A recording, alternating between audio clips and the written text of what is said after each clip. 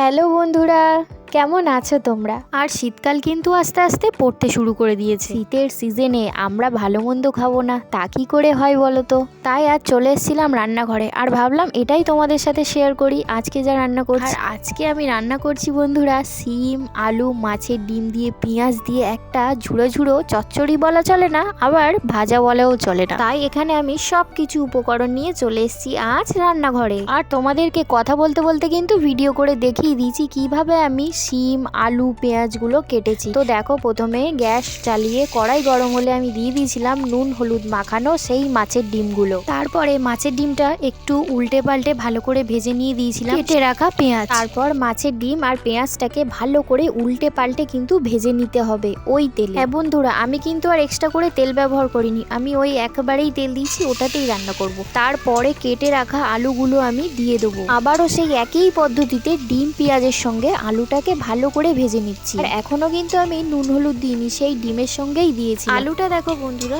রসটা টেনে নিয়েছে, কি সুন্দর ব্রাউন কালার হয়ে গেছে। তারপরে দিয়ে দেবো সেই কিউব কিউব করে কেটে রাখা শিমগুলো। সেই আবারও একই পদ্ধতিতে ভালো করে নাড়তে হবে যাতে সেই সবজির কাঁচা গন্ধটা না দূর হয়ে যায়। আচ্ছা বলো তো বন্ধুরা, অনেকক্ষণ রান্নার বিষয় নিয়েই কথা বলছি, তোমরা কারা কারা চচ্চড়ি খেতে ভালোবাসো শীতকালে? আমার কিন্তু খুব ভালো লাগে। তো যাই হোক, অনেক বাড়তি কথা বলে ফেলেছি বন্ধুরা।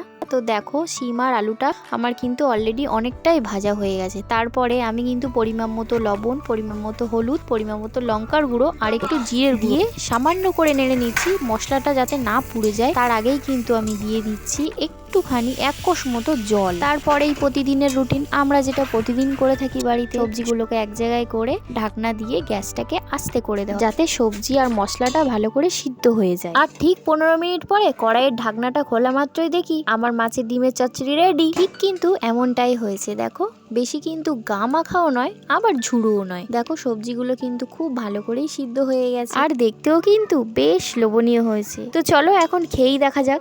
এইবার রান্নাটা খেয়ে দেখার পালা, যে আদিও রান্নাটা ভালো হয়েছে, যে কেমন হয়েছে রান্নাটা। খুব গরম, ভালোই হয়েছে। একটু খেয়ে দেখ, খেয়ে দেখে বল কেমন হয়েছে। বল ওদেরকে, বল বন্ধুদেরকে, বল একটু ভালো হয়েছে।